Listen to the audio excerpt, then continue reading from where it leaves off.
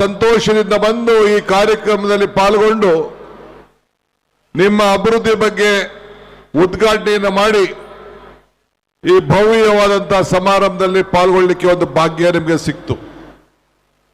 ಇವತ್ತು ಶರಣಪ್ರಕಾಶ್ ಪಾಟೀಲ್ ರವರು ಈ ಕ್ಷೇತ್ರದ ಜನಪ್ರಿಯ ಶಾಸಕರು. ಬಹುಶಃ ನೀವೆಲ್ಲ ಭಾಗ್ಯವಂತರು. ಇಂಥ ಸೌಮ್ಯ ಸಜ್ಜನ ಶಾಸಕರು, ಅಭಿವೃದ್ಧಿಶೀಲ ಒಬ್ಬ ನಾಯಕನನ್ನ ಪಡೆದಿದ್ದೀರಲ್ಲ, ಇದು ನಿಮ್ಮೆಲ್ಲರ ಭಾಗ್ಯ ಭಾಗ್ಯ ಭಾಗ್ಯ ಅಂತೇಳಿ ನಾನು ಭಾವಿಸ್ಕೊಂಡಿದ್ದೇನೆ. ಶರಣಪ್ರಕಾಶ್ ಪಾಟೀಲ್ ರವರು ಬರೀ ನಿಮ್ಮ ಕ್ಷೇತ್ರದ ಆಸ್ತಿ ಅಲ್ಲ, ಇಲ್ಲ ನಿಮ್ಮ ಕ್ಷೇತ್ರದ ಶಾಸಕರಲ್ಲ, ಇಲ್ಲ ನಿಮ್ಮ ಜಿಲ್ಲೆಯ ಇಲ್ಲ ರಾಯಚೂರು ಜಿಲ್ಲೆಯ ಮಂತ್ರಿ ಅಲ್ಲ, ಇಡೀ ರಾಜ್ಯಕ್ಕೆ ಅವರೊಂದು ದೊಡ್ಡ ಆಸ್ತಿ ಅಂತ ಹೇಳಲಿಕ್ಕೆ ನನಗೆ ಇಲ್ಲಿ ಬಹಳ ಸಂತೋಷ ಆಗ್ತದೆ. ಈ ಮಾತನ್ನ ಒಬ್ಬ ರಾಜ್ಯದ ಕಾಂಗ್ರೆಸ್ ಪಕ್ಷದ ಅಧ್ಯಕ್ಷನಾಗಿ ನಾನು ಹೇಳ್ತಾ ಇದ್ದೀನಿ. ಎಷ್ಟೋ ಜನ ಶಾಸಕರನ್ನ ನಾನು ನೋಡಿದ್ದೇನೆ, ಮಂತ್ರಿಗಳನ್ನು ನೋಡಿದ್ದೇನೆ. ಪ್ರತಿಯೊಬ್ಬರಿಗೂ ಕೂಡ ಎಷ್ಟು ಕಷ್ಟಗಳಾದ ವಿಚಾರಗಳಿದ್ದು ಕೂಡ ಸರಳತೆಯಿಂದ ಬಿಡಿಸಿ ಅಭಿವೃದ್ಧಿ ದೃಷ್ಟಿಯಿಂದ ತೀರ್ಮಾನವನ್ನು ತೆಗೆದುಕೊಳ್ಳುವಂತಹ ಒಂದು ಪ್ರಬುದ್ಧವಾದಂತಹ ನಾಯಕತ್ವ ನಮ್ಮ ಮಿತ್ರ ಅಂತ ಶರಣಪ್ರಕಾಶ್ ಪಾಟೀಲ್ ಅವರಿಗಿದೆ. ಅವರಿಗೆ ಈ ಸಂದರ್ಭದಲ್ಲಿ ನಿಮ್ಮೆಲ್ಲರ ಪರವಾಗಿ ನೀವೆಲ್ಲ ಇನ್ನು ಹೆಚ್ಚಿಗೆ ಶಕ್ತಿಯನ್ನು ಕೊಡಬೇಕು ಅಂತೇಳಿ ನಾನು ಪ್ರಾರ್ಥನೆಯನ್ನು ಮಾಡ್ತಾ ಇದ್ದೇನೆ. ಇವತ್ತು ಅನೇಕ ಅಭಿವೃದ್ಧಿ ಕೆಲಸಕ್ಕೆ ನಾವು ಬಂದಿದ್ದೇವೆ. ಒಂದೇ ಒಂದು ಉದಾಹರಣೆ ನಿಮ್ಗೆ ಹೇಳಲಿಕ್ಕೆ ನಾನು ಬಯಸ್ತಾ ಇದ್ದೇನೆ. ಇಲ್ಲಿ ನಾನು ಪಟ್ಟಿಯಲ್ಲಿ ನೋಡಿದೆ, ಅವರು ಸ್ಕಿಲ್ ಡೆವಲಪ್ಮೆಂಟ್ ಮಂತ್ರಿ ಆಗಿದ್ದಾರೆ. ನಿಮ್ಮ ಕ್ಷೇತ್ರದಲ್ಲಿ GTTC ಒಂದು ಟ್ರೈನಿಂಗ್ ಇನ್ಸ್ಟಿಟ್ಯೂಟ್ ಅನ್ನು ತೆಗೆದುಕೊಂಡು ಬಂದಿದ್ದಾರೆ. ಆ ಟ್ರೈನಿಂಗ್ ಇನ್ಸ್ಟಿಟ್ಯೂಟ್ ಸುಮಾರು 70-80 ಕೋಟಿ ರೂಪಾಯಿ ವೆಚ್ಚದ ಟ್ರೈನಿಂಗ್ ಇನ್ಸ್ಟಿಟ್ಯೂಟ್. ಒಂದು 20 ಕೋಟಿಲಿ ಇಂಜಿನಿಯರಿಂಗ್ ಕಾಲೇಜ್ ಮಾಡಬಹುದು. ಆದರೆ 70-80 ಕೋಟಿ ವೆಚ್ಚದ ಟ್ರೈನಿಂಗ್ ಇನ್ಸ್ಟಿಟ್ಯೂಟ್ ಮಾಡಿ ಜರ್ಮನ್ ಸಂಸ್ಥೆಯಿಂದ ಒಂದು ಹೊಂದಾಣಿಕೆಯನ್ನು ತಂದಿದ್ದಾರೆ. ಅಂದ್ರೆ ಯಾರು ಈ GTTC ಯಾರು ವಿದ್ಯಾಭ್ಯಾಸ ಮಾಡ್ತಾರೆ ಅವರೆಲ್ಲರೂ ಕೂಡ 100% ಉದ್ಯೋಗವನ್ನ ಕೊಡಿಸುವಂತ ಕೆಲಸವನ್ನ ಇವತ್ತು ಅವರು ಮಾಡಂತ ತೀರ್ಪನ್ನ ಈ ಯುವಕರಿಗೋಸ್ಕರ ಮಾಡ್ತಾ ಇದ್ದಾರೆ.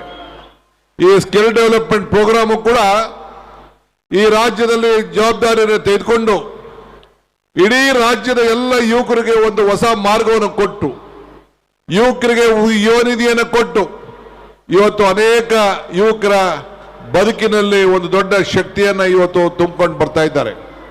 ಸೊ ಅವರ ಮತ್ತೊಮ್ಮೆ ಅವ್ರಿಗೆ ಈ ಸಂದರ್ಭದಲ್ಲಿ ಅವರ ಅನೇಕ ಬೇಡಿಕೆಗಳನ್ನ ಇವತ್ತು ನಮ್ಮ ಮುಂದೆ ಇಟ್ಟಿದ್ದಾರೆ.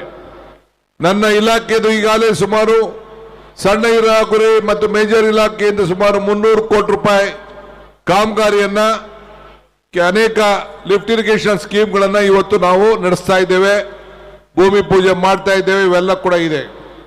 ಈ ಮಧ್ಯದಲ್ಲಿ ಅವರು ಕಲಬುರಗಿ ಜಿಲ್ಲೆಯ ಸೇಡಂ ವಿಧಾನಸಭಾ ಕ್ಷೇತ್ರದ ವ್ಯಾಪ್ತಿಗೆ ಬರುವಂತ ಚಿಂಚೋಳಿ ತಾಲೂಕು ಅಲುಕೋಡ ಹಾಗೂ ಸೇಡಂ ತಾಲೂಕಿನ ಲಾಹೋಡ, ತೇಲ್ಕೂರ್, ಮೀಂದಾಳ್, ಮುಕ್ಕಗೇಡ್ ಮತ್ತು ಮುಕ್ಕಗೇಡ್ ಗ್ರಾಮದ ಹತ್ತಿರ ಇರುವಂತಹ ಕಾಗಿಣ ನದಿಗೆ ಏತ ನೀರಾವರಿ ಯೋಜನೆ ಸುಮಾರು 505 ಕೋಟಿ ರೂಪಾಯಿ ವೆಚ್ಚದ ಯೋಜನೆಯನ್ನ ನಿಮಗೆ ಕೊಡಿಸಬೇಕು ಅಂತೇಳಿ ಸರ್ಕಾರದ ಮುಂದೆ ಇಟ್ಟಿದ್ದಾರೆ. ಮುಂದಿನ ಯೋಜನೆಯಲ್ಲಿ ಮುಂದಿನ ಬೋರ್ಡ್ನಲ್ಲಿ ಅದೆಲ್ಲ ಕೂಡ DPR ಅನ್ನ ನಾವು ತಯಾರು ಮಾಡಿಸಿ ಅವರ ಆಸೆ ನಿಮಗೆ ಶಕ್ತಿ ಕೊಡುವಂಥದ್ದು. ಈ ರೈತರ ಬದುಕಿಗೋಸ್ಕರ ನೀವು ಯಾವ ರೀತಿ ಅವ್ರನ್ನ ಬೆಳೆಸ್ತಾ ಇದ್ದೀರಿ, ನಾವು ಕೂಡ ಅವ್ರಿಗೆ ಶಕ್ತಿ ಕೊಡುವಂತ ಕೆಲಸವನ್ನ ಇವತ್ತು ನಮ್ಮ ಸರ್ಕಾರ ಮಾಡ್ತದೆ ಅನ್ನೋ ಮಾತನ್ನ ಈ ಸಂದರ್ಭದಲ್ಲಿ ಹೇಳಲಿಕ್ಕೆ ನಾನು ಬಯಸ್ತಾ ಇದ್ದೇನೆ. ಬಂಧುಗಳೇ, ಇವತ್ತು ಮಲ್ಲಿಕಾರ್ಜುನ್ ಖರ್ಗೆ ಸಾಹೇಬರು ಇಲ್ಲಿ ಬಂದಿದ್ದಾರೆ. ಇಡೀ ದೇಶಕ್ಕೆ ಒಂದು ದೊಡ್ಡ ಆಸ್ತಿ.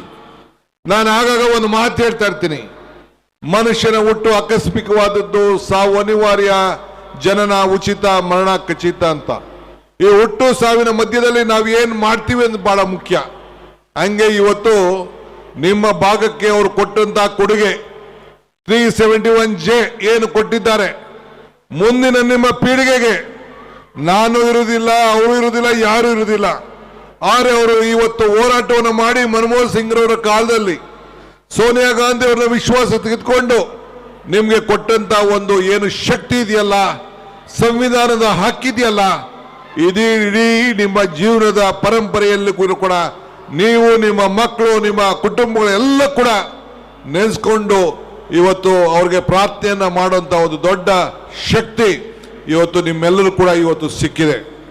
ಈಗ ನೀವೆಲ್ಲ ಗುಲ್ಬರ್ಗ ಹಾಸ್ಪಿಟಲ್ ನೋಡಿದ್ದೀರಿ, ಏರ್ಪೋರ್ಟ್ ನೋಡಿದ್ದೀರಿ, ಅನೇಕ ಹಾಸ್ಪಿಟಲ್ಗಳು ಇವತ್ತು ಹೃದಯ ಹಾಸ್ಪಿಟಲ್ ನೋಡಿದ್ದೀರಿ, ಕೇಂದ್ರದ ಶಿಕ್ಷಣ ಸಂಸ್ಥೆಗಳು ನೋಡಿದ್ದೀರಿ. ಇವೆಲ್ಲ ಕೂಡ ಖರ್ಗೆ ಸಾಹೇಬರು ಅವ್ರಿಗೆ ಸಿಕ್ಕದಂತ ಅಧಿಕಾರದ ಅವಧಿಯಲ್ಲಿ ನಿಮ್ಮ ಋಣವನ್ನ ತೀರಿಸುವಂತ ಕೆಲಸವನ್ನು ಮಾಡಿ ಸುಮಾರು 50 ವರ್ಷಗಳ ಕಾಲ ನಿಮ್ಮ ಸೇವೆಯನ್ನ ಪ್ರಾಮಾಣಿಕವಾಗಿ ಮಾಡಿ ಇಡೀ ರಾಜ್ಯಕ್ಕೆ ಒಂದು ದೊಡ್ಡ ಶಕ್ತಿಯನ್ನು ತುಂಬುವಂತ ಕೆಲಸವನ್ನು ಇವತ್ತು ಮಾಡಿದ್ದಾರೆ. ಇವತ್ತು ನಮ್ಮ ಮುಖ್ಯಮಂತ್ರಿಗಳು ಮತ್ತು ನಾನು ಮತ್ತು ನನ್ನ ಮಿತ್ರರಾದ ಪ್ರಿಯಾಂಕ್ ಖರ್ಗೆರವರು ಎಲೆಕ್ಷನ್ ಟೈಮಲ್ಲಿ ಮಾತು ಕೊಟ್ಟಿದ್ದು, 5 ಗ್ಯಾರಂಟಿಗಳ ಬಗ್ಗೆ ಮಾತು ಕೊಟ್ಟಿದ್ದು, ನುಡಿದಂತೆ ನಡೆದಿದ್ದೇವೆ.